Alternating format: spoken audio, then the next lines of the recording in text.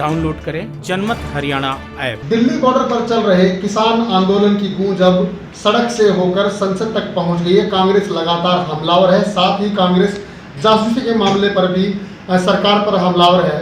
हरियाणा के कृषि मंत्री इन तमाम मुद्दों को लेकर मेरे साथ बातचीत के लिए हाजिर हैं। जेपी दलाल कृषि मंत्री हरियाणा के, सर क्या कहना चाहेंगे जो कांग्रेस इस तरह से जो कृषि के 3 कानून उनको लेकर एक बार फिर से हमलावर है। संसद में लगातार चाहे दीपेंद्र हुड्डा हरियाणा से ताल्लुक रखने वाले एकमात्र सांसद हैं, वो संसद में और बाहर लगातार सरकार पर तरह तरह के आरोप लगा रहे। कांग्रेस पार्टी जो है एक डूबता हुआ जहाज है। इसके अंदर ही तरह तरह के घटक हैं, आपस में लड़ रहे हैं। सत्ता प्राप्त करने की इनकी इच्छा है और जनसेवा इन्होंने की नहीं है। और कांग्रेस जो लोकतंत्र की दुहाई देती है, ये वही कांग्रेस है जिसने देश में आपातकाल लगाया था, जिसने न्यायपालिका को रौन दिया था, जिसने लाखों आदमियों को जेल में डाल दिया था। और अब जो है भ्रम फैलाकर सोशल मीडिया के माध्यम से कोई जासूसी का, कभी किसी चीज़ का तरह तरह के लांछन लगाना चाहती है। भारत की जनता बहुत समझदार है और इनके झांसे में कोई आने वाला नहीं है।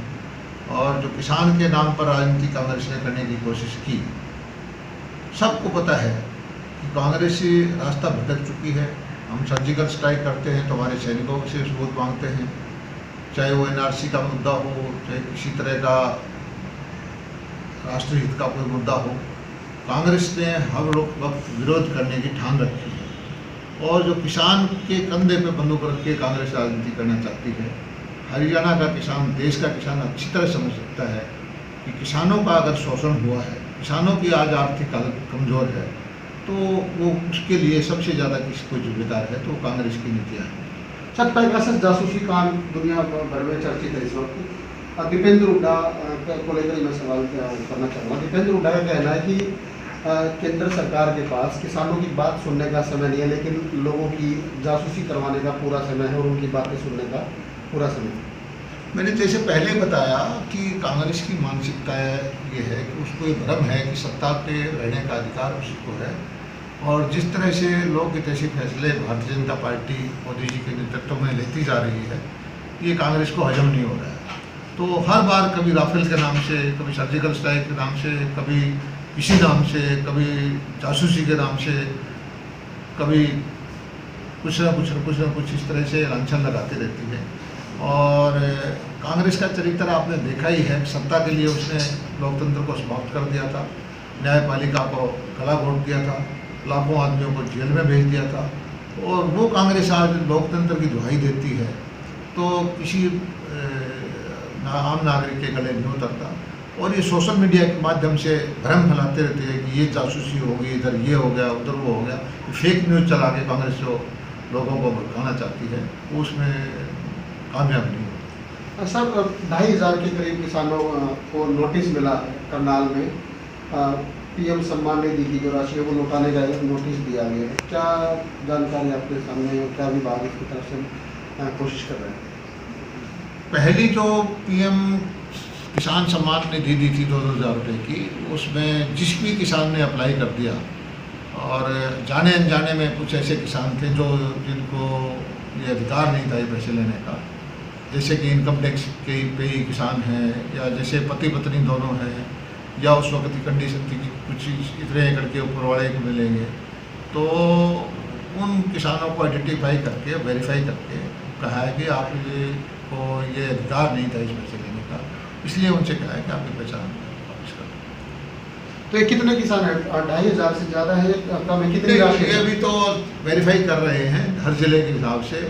अलग अलग ज़िले में अलग अलग किसान मिल रहे हैं। उनसे हमारी यही प्रार्थना है कि जो योग्य किसान हैं, जिनको अधिकार है भारत सरकार के कानून के अनुसार, जो पात्र हैं वही है पैसा लें, जो पात्र नहीं है उनको ये पैसा नहीं लेना चाहिए। सर मानसून की पहली बारिश हरियाणा के कई जिलों में हुई, कुछ जगह फसलें खराब होने का भी मामले लगातार सामने आए। तो क्या मुआवजा की मांग लगातार किसानों की तरफ से की जा रही है? तो क्या गिरदावरी जो होती है फसल खराब है, उसको लेकर अभी क्या कुछ चल रहा है? मानसून इस बार लेट हुई है और हो सकता है कि कहीं कहीं किसानों को दिक्कत आई हो, लेकिन इसके लिए कि प्रक्रिया है कि जहाँ खराब होती है वहाँ जो स्पेशल गिरदावरी के लिए डिप्टी कमिश्नर रिकमेंड करता है, फिर हमारे फाइनल जो ACR में हैं वो इसको स्पेशल गिरदावरी का ऑर्डर करते हैं। तो इस प्रक्रिया के तहत जहाँ भी जिस डिप्टी कमिश्नर ने रिकमेंड किया होगा तो वहाँ कार्रवाई होगी। मछली पालन पर खासा जोर है सरकार का। इसके अलावा माइक्रो ड्रिप इरिगेशन को लगातार प्रमोट कर रही है सरकार। इसके अलावा जो दूसरी जो पारंपरिक खेती को छोड़ के दूसरी फसलों की, सब्जियों की, फलों की खेती करने के लिए सरकार लगातार प्रोत्साहित करने की कोशिश कर रही है किसानों को। और क्या क्या नई स्कीम सरकार की तरफ से लॉन्च की गई? देखिए, हमारा लक्ष्य ये है कि किसान की आमदनी को बढ़ाएं।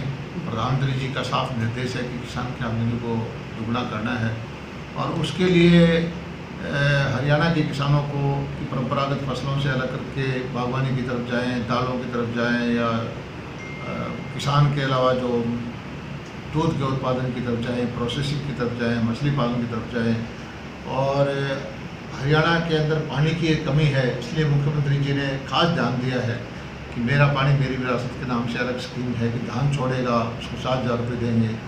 और जो हमारे दक्षिण हरियाणा के अंदर बाजरे की खेती के बजाय मूंग, मोठ या उड़द दलहन की खेती करेगा, जिससे कि धरती की उर्वरा शक्ति बढ़ती है, उस किसान को हम 4,000 रुपये देंगे।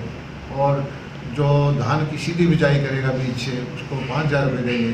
तो तरह तरह की स्कीमें हम हर रोज़ बनाते रहते हैं। और इन सारी स्कीमों का मकसद ये है कि जो हमारे पास संसाधन उपलब्ध हैं पानी के, उनका सही बंटवारा हो, सारे प्रदेश को मिले, पर्यावरण भी सही रहे, धरा जो है धरती जो है उसकी उर्वरा शक्ति भी सही रहे, और फसलों के विविधीकरण करके किसानों की आमदनी भी बढ़े। और इस दिशा में जो हमारे पास 10 लाख एकड़ ज़मीन जो है वो जल भराव की और खारे पानी की ज़मीन है, उसमें मछली पालन की अपार संभावनाएं हैं। और आने वाले 3 साल के अंदर हम कम से कम 3-4 हज़ार किसानों को झींगा पालन के द्वारा करोड़पति बनाने का लक्ष्य लेके चल रहे हैं। और ये इनलैंड फिशरीज़ के अंदर हरियाणा जो है बड़ा तेज़ गति से काम कर रहा है। बहुत सारे अभी भी सैकड़ों किसानों ने इससे अपने मछली पालन के फार्म बनाए हैं और अच्छा लाभ कमाया है। सर, आखिरी सवाल है कांग्रेस को लेकर। पंजाब में नवजोत सिद्धू की आज ही ताजपोशी हुई है और कैप्टन अमरिंदर सिंह जो मुख्यमंत्री है वो भी पहुंचे, पूरी कांग्रेस जो वो नजर आई। हरियाणा में क्या असर पड़ेगा? पॉजिटिव असर रहेगा, नेगेटिव असर रहेगा? देखिए, पंजाब की ताजपोशी से होने से नहीं से क्या फर्क पड़ना है? वो पहले भी थे, कैप्टन भी थे और अमरिंदर सिंह भी थे, सिद्धू भी थे, वही कांग्रेस है, वही लोग हैं, वही शासन है।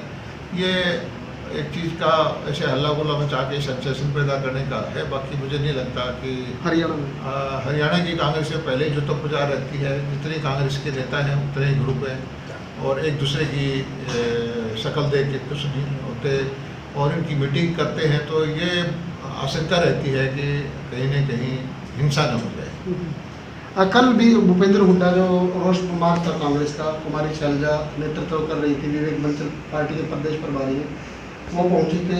24-25 विधायक इस प्रदर्शन में मौजूद रहे, लेकिन भूपेंद्र हुड्डा नहीं पहुंचे। बताया जा रहा है कि वो बीमार थे। इसको लेकर क्या कहना चाहिए?